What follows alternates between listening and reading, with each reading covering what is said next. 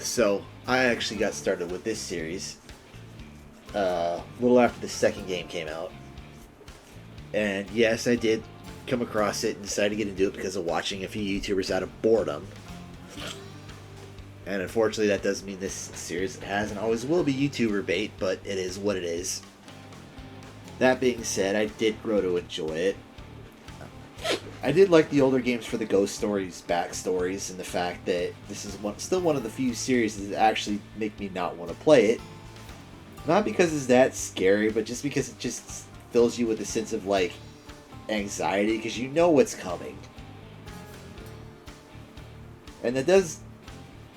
I do like the fact that it does, like, give me that feeling, because I just do not get scared easily by horror games anymore, and that's not a flex.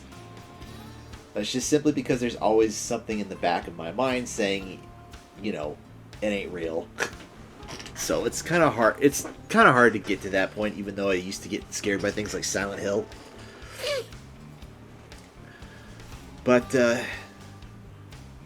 yeah, I've been with it since the second game, and I've still playing them. Occasionally, I'll go back to them, but it is kind of hard to go back to the newer ones. But I'll get into that in a bit. Anyways, for the first game, I mean, it set the series up. There's not a whole lot to say about it. It was simple, but effective. There really wasn't that much of a story with this one. Like, it set up the backstory of the murders, and hinting the fact that it is a bit of a ghost story. But it didn't go into much detail, and even to see the things about the murders, you had to come across a rare screen. Other than that, it was just the phone calls yapping about how to play the thing. And atmosphere-wise, it was great. You know, it had 4 animatronics. All 4 of them had posed unique threats. It didn't feel overwhelming, but didn't feel too simple either.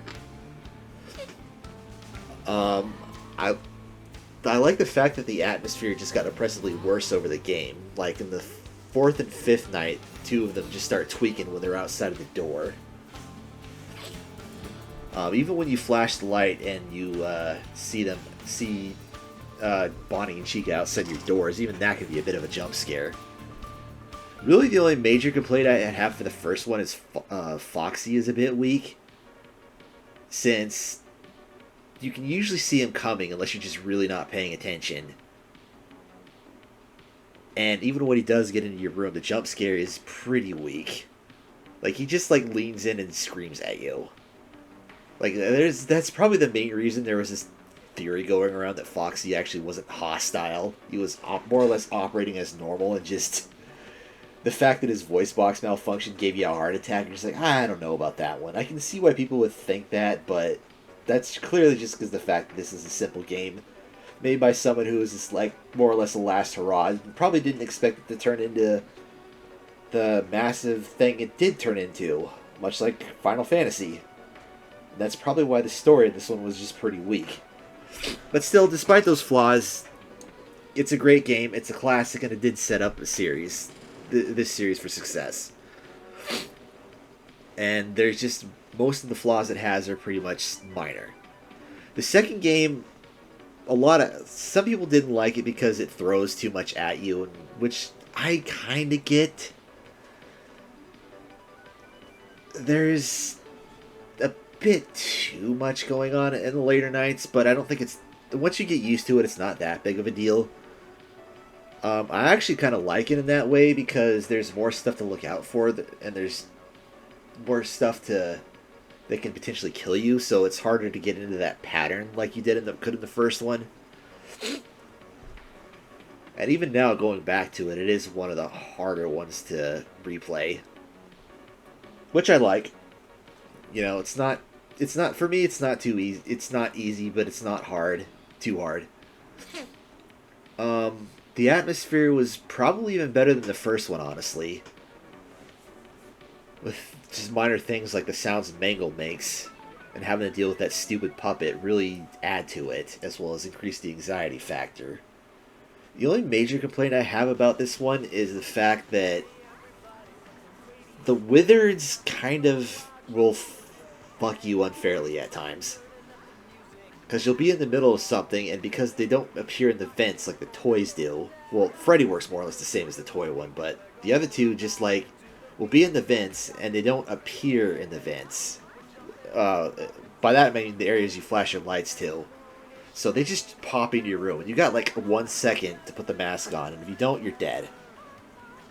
So you pretty much have to get into the habit of closing the camera and immediately throwing the mask on. Otherwise, you just get screwed. And sometimes you just get bad luck, and they'll pop out at the worst possible time, and there's just nothing you can do about it. So, it's not as good as the first one because of that, but I still feel it's an S tier. Because it was the first game and more. And even it had more story to it, even though some of it is still rare screen. The calls explain a lot more of what's going on than the first game did. And unlike the first game, the sixth night actually adds a bit more to it. As well as Golden Freddy being an actual threat this time instead of just essentially a glorified rare screen. The third game, this was originally supposed to be like the end of this series, and that's going to be a running thing, by the way. It did kind of close the stories out fairly well, or the original story out fairly well initially. My issue with it was more the gameplay side. Like, I don't know what he was thinking by only having one enemy in the game and the rest are just, like, phantoms that just mess with you. Like, it is a bit different, but just having to deal with one and only one enemy kind of cheapened it a bit. And honestly made it a little bit too easy, because, like, this one, once you figure out the pattern, unless you just get really unlucky with breakdowns, you can pretty much just keep them in the corner. And that generally works up until like night 5 or 6. Hell, night 1 doesn't even have anything going on it. You just sit there and do nothing. That's how easy this game is, and it's just really boring to go back to. It also doesn't help that, like, to get the actual ending, you pretty much have to go through some bullshit that, like, nobody other than, like, some of the most dedicated people are going to be able to figure out how to do this unless you watch YouTube or follow a guide. I don't like it. Plus, even then, the minigames kind of suck. I don't know. It's alright for what it did, but it was, from a gameplay standpoint, disappointing. It wasn't bad or anything, but it could have been better. And as you can see, that was not the end of the game. We ended up getting another prequel, which, by the way, 2 is a prequel, if you didn't already know that. This 4 goes back even farther than 2 does. And honestly kind of sets up a bit about Afton's backstory, or at least the story of his family. Although I don't think it actually mentions him by name. Honestly, I think the books are the only places he actually gets named, along with Henry. Unless I just missed something. But either way, it did set up his backstory a bit. And that was mostly this, unlike the first 3 games, that was done entirely through the mini-games that play between the nights. I will say this game is a bit more repetitive than the other 3 because of that as well, but the jump scares in this game are absolutely earth-shattering. Like, I really don't even want to go back and play this a lot of times, just because I know what's coming, and I know this is like the most anxiety-inducing thing ever. Of course, those of you who played it now don't know how good you have it, because when this game originally came out, he had to update it several times to get the audio right, because the breathing was too low and the jump scare was too high. So to play it correctly, you had to risk having your ears bleed. Oh, that was fun times. But nowadays, it's... honestly, I just like it for that feeling of dread. No other game did it as well as this one. And I think it deserves an A tier because of that, even though it is a bit repetitive, and at the time didn't really feel like it was needed, but now looking back at it, it kind of was, because again, it sets up his family's backstory. The only downside of it really for me now is just the fact that this is probably the hardest of the older games to play. Because sometimes you just will get cheated. And sometimes Foxy will just pull the most absolute bullshit and run into the closet like at the beginning of the night. So you pretty much just have to restart. Unless he pops in like after the halfway point. Because at that point he's probably manageable. But if he does it early on, you just restart. Now, Fnaf World... Oh boy. I like the idea. I like the idea of creating an RPG with these characters that up until then had been just mindless antagonists. That were either nightmares, phantoms, or just possessed animatronics that didn't really have much of a personality per se. And giving that a bit of a life and being able to select through such a large amount of characters. It all was a good idea on paper. Unfortunately, the execution was terrible. Especially early on, because early on, not only was this paid, but also it was even buggier and it was lacking features, making it impossible to tell what skills even do. Thankfully, he did the right thing and fixed it. Hell, he even went as far as to refund everyone and make the thing free, which, I guess it could have been sold for a couple bucks after it was fixed, but I guess he could do him. My biggest issue is the fact that every time you get a new character, they start at level 1. And this game's already a bit grindy as it is, so you pretty much have to pick a team early on and stick with what you start with, or work in characters that you unlock early in the game where leveling up isn't going to be that much of a problem. And up until level 20, that's not too bad, but the late game gets really grindy, especially because the in-game bosses the difficulty spikes hard. So you pretty much have to grind out both experience and money pretty bad, and it doesn't help that the world is small and kind of boring. Like, the only NPCs you really come across are Freddy, who just tells you where to go, and that thing that looks like Funtime Foxy, I can never remember that thing's name, that sells you stuff. That's about it. Everything else is usually just bosses. Thankfully, there is a map to help you navigate, and some of the later areas are kind of tedious. And I don't even want to get started about the fun house. That part just flat out sucked. Don't know how you're supposed to get through that without a guide.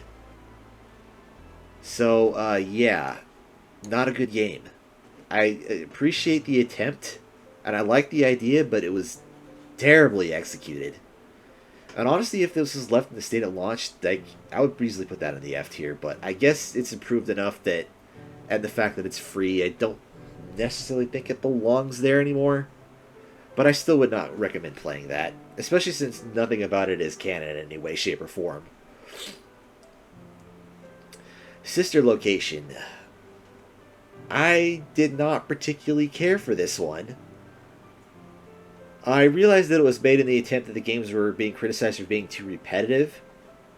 And while I do like the idea of making it more of, I guess, an adventure, quote-unquote, but the problem is that none of the mechanics are really reused. So each time you do it, it's essentially treated as a first time. So it's basically like a repeat of Night 1, at least up until the spring lock part, which that part can go fuck itself. The difficulty absolutely skyrockets when you hit that. And that was actually adjusted. It used to be much worse. But even still, it's hard, going back to it's just an absolute pain in the ass. And it makes me not want to replay this one. Not because of feeling a dread like, say, 4, but just because it's not fun to play at all. And the game is essentially now just a glorified cutscene. And most of the actual game feels like it was done in the quote-unquote custom night, which isn't even really a custom night. It's just like playing out different scenarios. And different versions of the alternate endings final sequence, which that was about the only part that was the game that was actually good. I guess because the custom night was well done and because the story did develop fairly well, I don't think it's bad, even though I don't particularly like it, but it's definitely not good. And I also really do not like the designs of most of the animatronics. They just look really... They look even more fake than the toys did in 2. There are a couple sequences that I will say are actually scary, like the breaker room. But most of it's just more irritating than scary. It's not bad, it's just not good.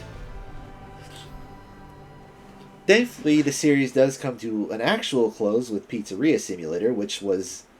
I honestly didn't play this for the longest time because it presented itself as just as a spin-off. Kind of like Fnaf World, especially since it was also released for free. And then I go out and find out, oh, that's actually the 6th game. And it actually closes out the story. So I go back and actually play it, and I have mixed feelings about this one. I do think it's a pretty good close to the franchise, and I kind of like the fact that it works in things between the nights to keep things from getting stale. I do wish that the actual Pizzeria Simulator part was more in depth. I understand why it's not, because it's basically a trick. But it does make it feel pointless to actually try to like succeed in it. Because you can pretty much just ignore that and do nothing and still get the canon ending. And honestly, the only reason to even try on the simulator part is for a couple of the alt endings that actually require certain things to be done in the Pizzeria Simulator part of it. Now, as for the actual FNAF part, it's not as good as 1, 2, or 4, but it's better than 3. There actually is amount of dread in having to manage both dealing with the animatronics and dealing with the work you have to do and the heat. It can be a bit finicky when all 4 of them are in the complex, and you have to deal with managing heat and your work. And honestly, the only reason you even get money in the pizzeria mode is just to buy the 3 upgrades that make doing each category tasks a little faster. But main complaint I have for this part is the fact that the jump scares are pretty weak. Like, probably the only thing weaker is Afton's jump scare in 3. But either way, I like the story. I like the idea of it. I like the office part of the game. It's just the pizzeria simulator part does drag it down some. But either way, it's pretty decent. And a good closeout to the original story. Ultimate Custom Night. I did not like this one. There is very little story added to it, and most people interpret it as Afton's personal hell. And maybe that's true. I don't know.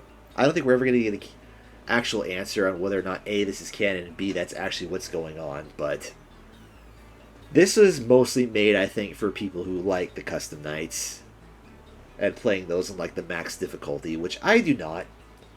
I especially don't like the fact that there's no preset scenarios. Well, actually, I think there's a few, but they're not done well. And the fact that there's no like story mode like in the other games to get used to the mechanics before you dive into the cranking it up thing means this game is very much trial and error early on until you learn it.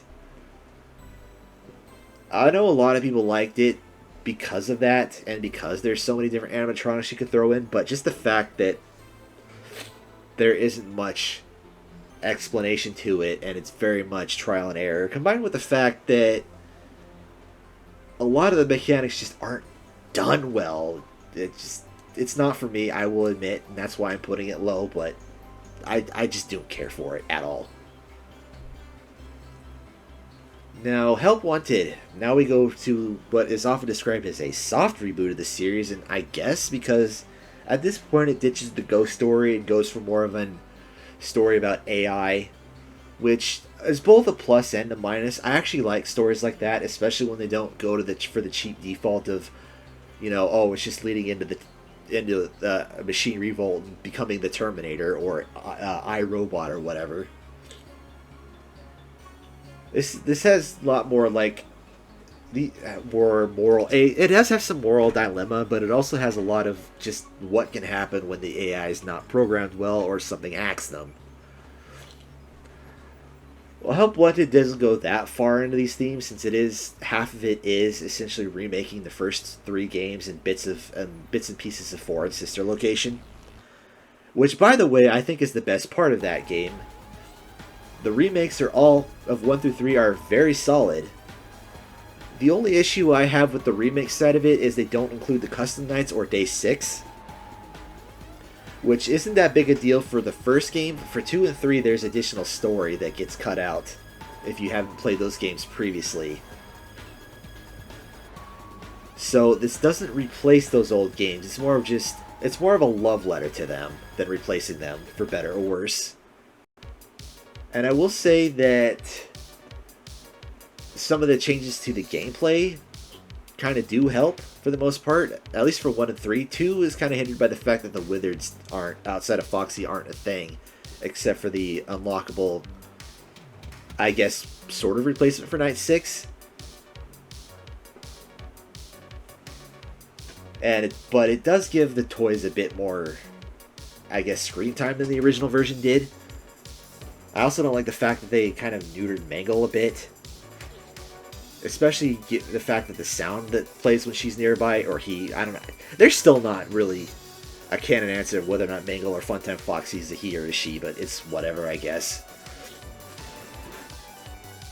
But anyways, 2 probably got hurt the most because of that, though it's still definitely good. 3, I would say, is actually better than the original, despite lacking the minigames in Night 6. 1 can go either way. Though either way, having these actually in your face, playing them VR, increases the immersive by a lot. And if you didn't find the original game scary, the VR mode probably will make it scary. And I absolutely love it for that. Now, for the other stuff that was thrown at the other half of the game, which are the mini games, I think most of them tie into the main game pretty well. The parts and services are a bit simple and really only worth playing once, or I guess twice, since you do have to play them in the Nightmare mode. The other ones tie in pretty well. The only one I really have a complaint for is the plush baby one, because you kind of have to memorize where the spawn locations are and get lucky, which means there is a lot of replay until you finally get it right. Like, it is a very unnerving minigame, but it's also a very frustrating one. There's a couple of minigames that recreate 4's gameplay with different twists to them. Like, one time, like, the first one is changing it to just Funtime Freddy, who basically takes the place of, like, 2 of the animatronics at once. And there's another one where it's recreating Night 6 with Nightmare Fredbear, and that was done very well. And then there's a brand new one, which is where you end up hiding in the closet, keeping away from, I think it was Circus Baby? Yeah, that's it. And then there's a couple other based off of sister location. One of them is recreating getting through Funtime Foxy's hallway, which that was actually done fairly well. And there's another one called Vent Repair, which is themed after sister location but doesn't really represent the gameplay. There was a $5 DLC for this called, like, Dreadbears something. I'm pretty sure the events of these aren't canon, apart from maybe setting up security breach a bit with the Corn Maze one. There's only 10 minigames in the DLC, and 4 of them are rehashes. One of them is unfortunately a rehash of the Plush Baby one, which is but even more annoying. That's the only downside of it, is just that the fact that one of them is wasted on that shit. The other 3 rehashes are changing up Fnaf 1, but I feel like they're done differently enough to make them their own thing and worth playing. As for the other four, there's a couple that are like job simulatory type, like the Dreadbear one or the Mangle one. But even those are done fairly well. And honestly, that deal... Oh, the hallway one is great. That one is really um, anxiety building. But I definitely feel like the DLC is worth picking up if you didn't know. If you have this one and didn't pick up the DLC, I definitely think it's worth it, especially if you can get it on sale. But overall, it's a great package. I would even say it's almost S tier. Really, the only I would put it in an S tier if it included Night 6 in the remakes, and 2 didn't screw with its gameplay loop. But fully recommend that one. And it is surprising that Steel Wool, where they are today, had such a great start with that one. And I normally don't do phone games, but I feel like this one is like notable enough to really cover it. It is, unfortunately, a Pokemon Go clone, more or less. It's not scary at all. I think it tried to be, given the fact that it's an AR game. But it's really just, all you do is collect different animatronics and a very much Pokemon Go-esque-like minigame, and that's really all there is to it. There's very little story to it, if any. It's been so long. I only played it a couple times, and it's been so long. But given the fact that it's just such a basic Pokemon Go clone, yeah, there's no reason to play it. It's not terrible, but it's kind of worthless. Now we go to the troll games. Freddy in Space 2. This is based off of Freddy in Space 1, which is a minigame to Fnaf World. I never fully finished Fnaf World, so I never got to play it. I would hope it's better than Space 2 because this game is bad. It is so glitchy. And even just walking, you see your character just glitching. And sometimes it feels like you're going through walls you're not meant to. Which is another thing I don't like about it. Like, a lot of the progression involves finding false walls. I hate that mechanic. The game's also really kind of spikes in its difficulty in the second half. I like the idea of it, but that's the only good thing about it. Like, I don't know why we're making a Mega Man clone with FNAF, but here we are. Which, if it was good, then it would have been awesome, but it's just not. It's glitchy, it's messy, it's not fun to play, the level design is terrible, the boss designs aren't good. Really, the only thing good about it is the music. But that alone is not to take it out of F tier. Fuck that game. Don't play it. It did get a third game. This is even more of a troll because the game is actually called the official FNAF movie game, I believe. But once you actually download and play it, it's just Chica in Space, which is Freddy in Space 3, more or less. It's an improvement to the first one, or the second one, I mean. It looks better, the music is still decent. The level design is improved, but it's still bad. It's not as buggy, but it's still buggy. I don't recommend playing it for that reason, but it's not as intolerable as its predecessor. Yeah, that's really all I can say for it. It's just more of the same, but slightly less shit. Now, Freddy's Rage, or Furry's Rage.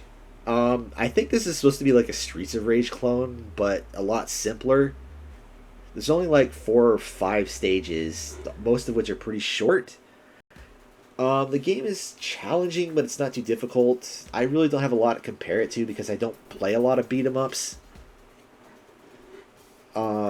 But this one was pretty okay. It's definitely a lot more stable than the Freddy in Space games were.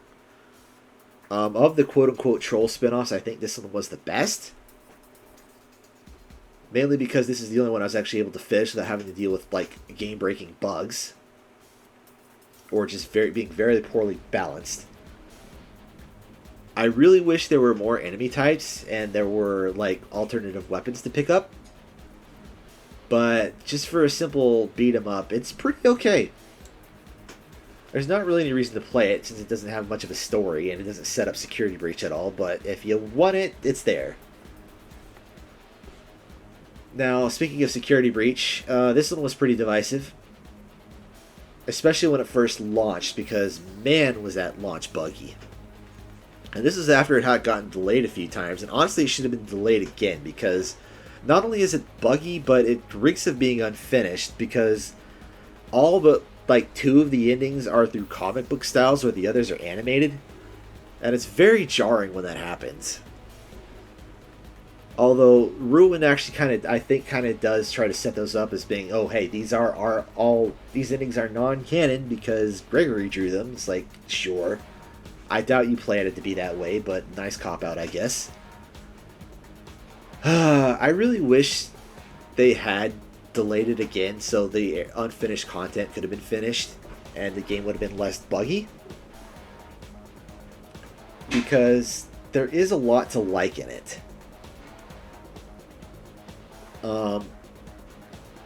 I will say though that I understand why people blew it off at first, because they played the buggy version or they watched certain YouTubers play it, and you know how people these days are. If the YouTuber says it's good, it must be good. If they say it's bad, it must be bad.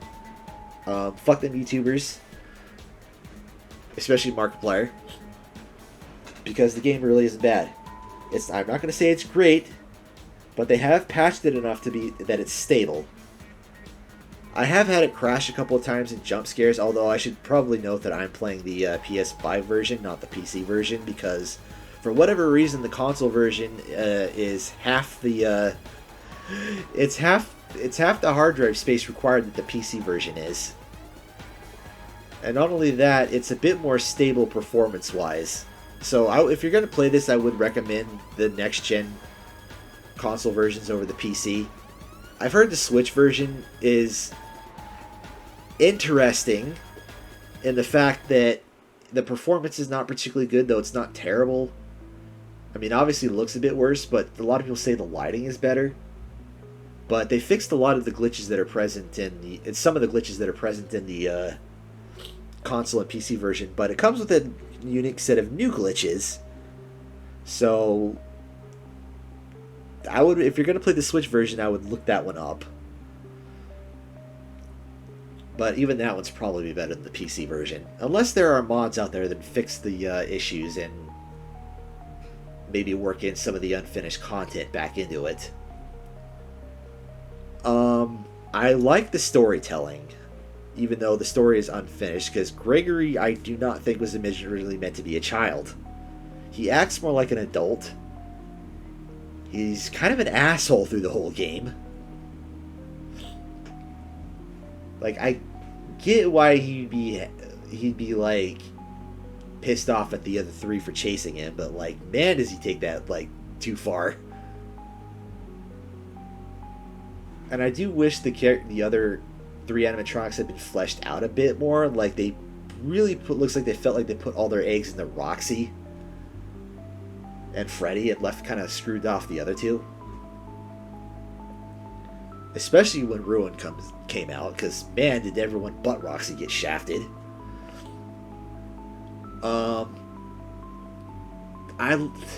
There's a lot to unpack with the story, but I'm not going to get too into it. I just like the fact that since the theme is AI, that the animatronics are much more advanced than the older ones are, and therefore actual characters now. And I get the feeling there was a lot meant to be talked about or theorized. And also, yeah, fuck game theory. I'm just going to say that now. I meant to say that sooner, but fuck game theory. Like, they're a part of the reason why the fan base has become so toxic. But getting back on course, I think there's a lot to theorize with the way the characters were meant to be flashed out a bit more. Because if you actually pay attention, this isn't like an issue of ghosts, like angry ghosts taking them over and trying to kill you. This is an issue of, I don't know if you want to call it a virus or a backdoor malicious code or whatever through Glitch Trap, changing their behavior protocols. And you do get to see a tiny bit of them, what they're like when they function normally through the introduction. As well as catching a glimpse of them before they start hunting you, it really builds up the character, in my opinion. I wish they had done a bit more with that, especially since a lot of people think that Chica is like fighting back against the hacking / virus code. And honestly, that's a theory I myself subscribe to, because if you actually pay attention to what's going on with their movements, that at least Chica and Roxy seem to be trying to fight back a bit. Doesn't stop them from trying to kill you, but it is an interesting detail. That's especially a problem with Monty, because man did they like skip out on his character. He just like comes across as an asshole from start to finish. Especially in Ruin doesn't really do anything to help that. But I don't know. A lot of that's just a theory. So it's whatever. But going back to what we do know, I think if they had more time to finish it, the story would have been fleshed out. Gameplay wise, it's a run and hide. I normally don't like those. They seem to have taken a few cues off of Alien Isolation, which is both a good and a bad thing, because it's a bad thing because it wasn't fleshed out enough. It's a good thing because Alien Isolation was actually a good game. And one of the few run and hides I like. I'm not too miffed about it in this one because, while you do have to do manually save outside of a couple autosaves, which can lead to some horrendous backtracking if you get killed at the wrong time. It's not too hard to survive, apart when they glitch out and grab you through a wall or something, or spawn in at the worst possible time if you get detected by a security bot. And you actually can, to some degree, outrun them a bit, so you don't have to necessarily hide. And that's mostly what I do. I just use maneuverability instead of hiding, because I hate hiding. And the pizzeria is pretty explorable. Like, it's... A lot of people call it open world. It's really not. It's kind of semi-open, and semi-open is honestly the way to go. The biggest issue I have, apart from the design flaws and the bugs, is just the fact that it's not very scary. Outside of dealing with the endos, that is legitimately terrifying. And anybody who's played it probably knows what I'm talking about. I do wish there had been more sections like that like go from just being anxiety-inducing chases to parts that are genuinely terrifying, but they made their choice, and the fact that it's a tale of AI instead of ghosts means you can't really do a whole lot with that. But yeah, there's a lot of collectibles to find, backstory to uncover through the notes, and I just enjoyed it. Like, I really do wish it had been finished properly, and I understand why people don't like it, but I think the game is decent. And I think it's at least deserving of a B tier. I would put it over 3, but the bugs keep it down. And also, Ruin was a good way to expand on it. I do wish it had wrapped up the story instead of putting it into a cliffhanger, and now the Secret of the Mimic is out, one that I don't know will ever be like actually finished. Because that cliffhanger is about as bad as a Half-Life game. And the only animatronic that really got any story per se was Roxy, which, for better or worse, because they never explained why the fuck Freddy is down there and missing his head. I'm guessing there was meant to be a Ruin 2, but they just never did it. Or maybe the next game will, now that Secret of the Mimic was... They felt like we needed to have a backstory for that thing. Maybe they'll go back and actually finish Ruin with the next game, but who knows. Yeah, I would really recommend those that passed it up because of its launch issues give it another chance. Though if you don't like it for its gameplay, I doubt it will change your mind, nor will Ruin for that matter. Well, speaking of Ruin though, like,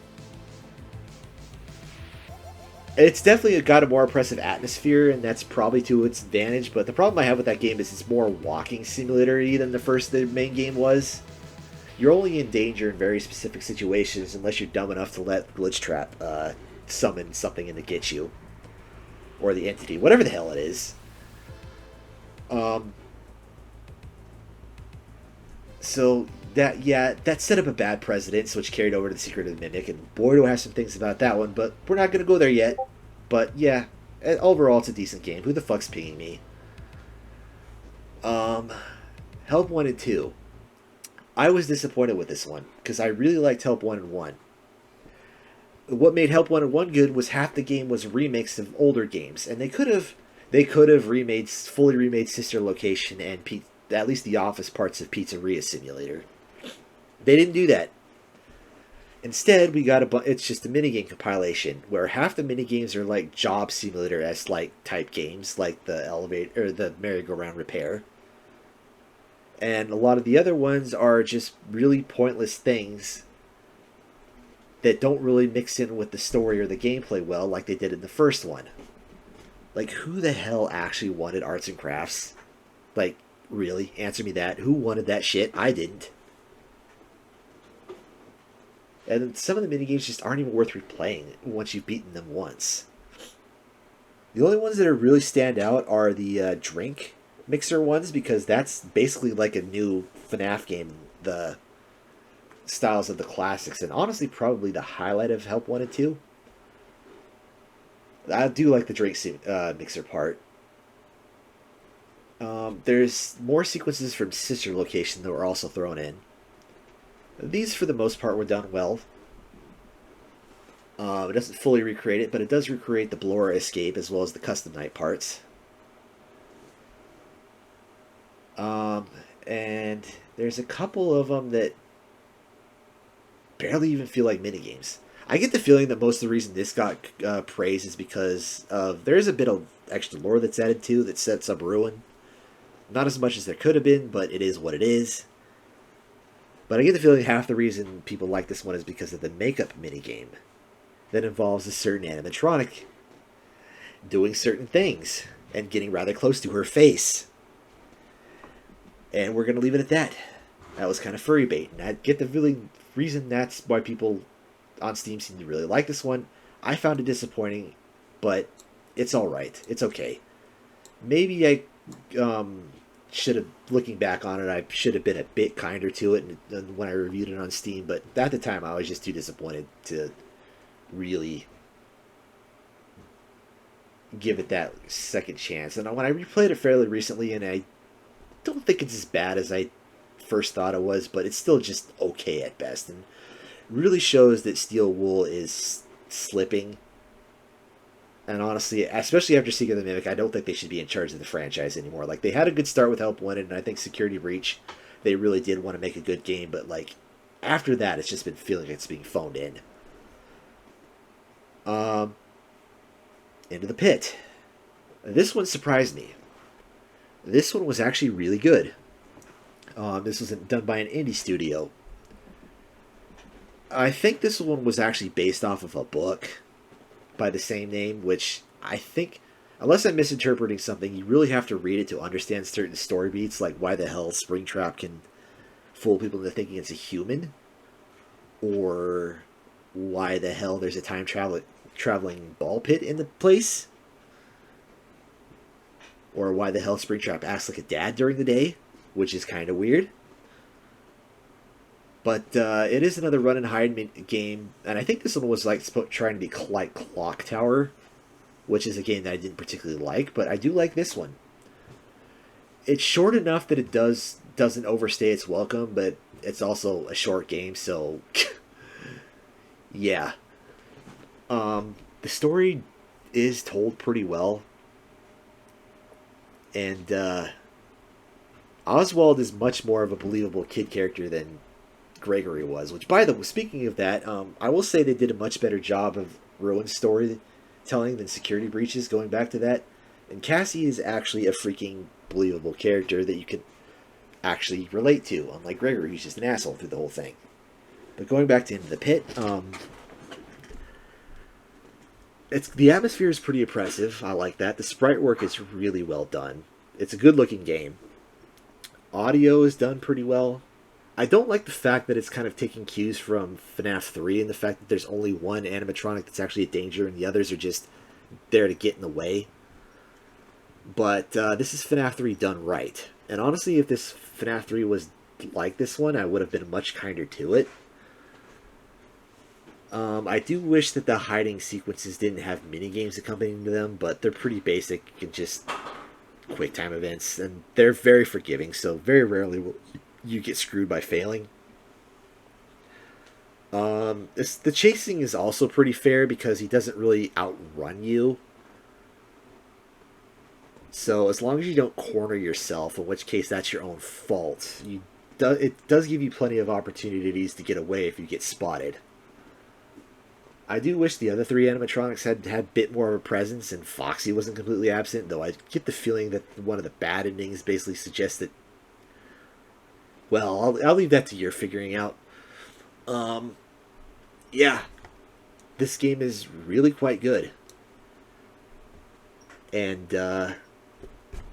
maybe not that good, but I kind of wonder if these guys would be better suited in taking care of the franchise than Steel Wool at this point, because the final game that was released a couple months ago, Secret of the Mimic. Oh boy, do I have a lot to say about this one. It took all of the bad habits from Security Breach and none of the good parts about it and threw it into a game that I think was once again based off of one of the books. I don't know why they felt we needed to have a backstory to this fucking thing. Especially since it didn't really exist until Ruin came out. I didn't really care about this thing's backstory. Nor do I care about Edwin's. And the whole entire story, like, the story isn't itself isn't bad if it was self-contained. But the problem is number one, this thing is a mess of retcons. Like, this game should honestly have been called Secret of the Retcon or Five Nights at Edwin's Life Sucks. Because it basically just says that Afton and Henry were just plagiarists and had no creative talent at all, and this guy actually did all the work. Which I guess is in character for Afton, but come on. This just feels like Scott thought he had a good idea, and it's really not. It really wasn't a good idea, bud. Which, yeah, Steel Wool's at fault for the game itself, but Scott was the writer. He decided to retcon everything. And decided to make the books more forefront, which I thought, it was my understanding the books were supposed to be like their own separate universe, but they do tell things, hint at things from the games, like Afton and Henry's names. But this feels like it's more trying to force the books into being actually canon with the games. I don't like that, especially since I don't even like the books. Granted, I've only read the first three, and even then I only read them because I needed something to listen to in the car, so I audiobooked them. Because there was a time where I had an hour commute for a year. That was not a fun time. I liked the first book. I did not like 2 and 3. I have not read any of the books that came after, especially not the Freddy's Frights or whatever that series is, which I think Into the Pit was a part of. I should probably read that one. I am kind of curious about the Security Breach based ones, but again, they're their own thing. Or at least they were until this came out. Now, I could go on and about how bad the story is or how bad the retconning is, but the real shame is the game itself. And this part is Steel Wool's fault, and why I feel they should not. I feel like they should be allowed to like finish off their little arc and go back and like finish Ruin, and then just give the series to someone else. Because this game does not give me a lot of hope for anything. It looks worse than Security Breach. It's got a more oppressive atmosphere, I will give it that, because Security Breach was kind of bright, but let's be real, that the Pizzaplex in Security Breach is kind of like the Chuck E. Cheese turned into a full-fledged theme park that, let's be real, everyone would have loved to have gone to as a kid, or imagined becoming a thing as a kid. Whereas this is just some generic factory. Which, yeah, again, I get it. It has a darker atmosphere. And when people said this game was darker, I thought they were speaking figuratively, not literally. Because, man, is this game too dark at times. They should have given you a flashlight, not because it's too scary, but because it's generally hard to see what the hell you're doing at times or where you're going. And most of the earlier parts of this game are just not good. It feels like they were trying to chase after Poppy's Playtime, which is funny because Poppy's Playhouse, whatever the hell it's called, and Garden of Banban felt like they were trying to chase after Security Breach, or just trying to cash in on FNAF in general. Now this game's chasing after the games that are chasing after FNAF. What the hell? Like, especially when you're chased by that stupid clown. Like, that just screamed Poppy's Playhouse, or Playtime. Don't do that, guys. Those games are not good. There are some, I will say this, there are a few intense chase scenes. And there are a couple of late game sequences that are actually good. Like the part where you're in the basement with barely any light being chased by that cat is pretty terrifying. Like, that's about as close as this game gets to being scary. And almost like the endo bits from Security Breach. And I do like the sequence at the end of the parachute ending where you're in a replica of the pizzeria. But other than that, this game just is not good. Everything up until that point is just a mess of tedium. Most of the puzzles are just terrible, and half the time you're just doing the same pipe dream puzzle over and over again. And the idea of the mimic being able to take control, of being able to get into any suit and mimic its personality was not fleshed out at all. I get the idea, probably sounded cool, and it might have been if it had been executed properly, but it wasn't, once again. Because when it does take control of one of the generic suits, even when it takes control of Chica, it basically just... It does nothing to, like, pretend it's those characters. You can tell it's the mimic controlling them. It doesn't talk at all unless it's in one of the special ones, like that damn clown. And its movement patterns are exactly the same. Apart from Chica, and that's only because it's on roller skates, its movements are exactly the same on any of the generic suits. So, it's all predictable and scripted. The chase scenes are blatantly scripted, and the parts with the generic ones are also scripted, because the only thing that matters is where it spawns from. Once it spawns, it performs exactly the same, regardless of which suit it's in.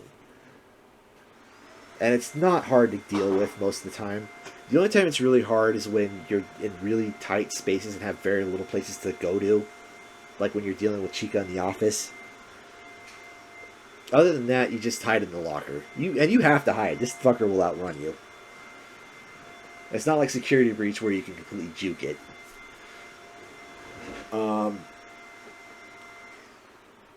I do think the end game was fairly decent. And when the story actually picks up and it's more than just like, my name is Edwin and my life sucks.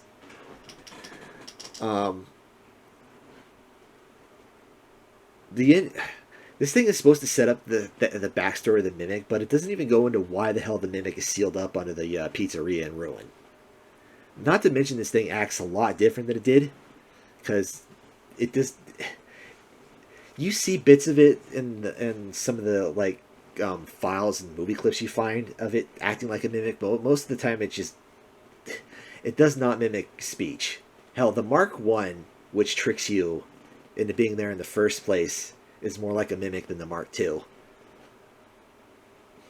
And at the end of it, the damn thing gets out and is on the loose. It's like, again, how did it go from being on the loose to being sealed up under the complex, which maybe will get answered at some point, but for now, the whole thing just feels pointless. I did not ask for a backstory on this. I did not want a backstory on this. And half the damn backstory is just ruining established canon. Fuck this game. I hate it. I don't think it's bad enough to be put in F tier because it does have some good points, but for the most part, it sucked. And I do hope the series gets treated better with the next game, but after this, I don't have that much hope, but we'll see.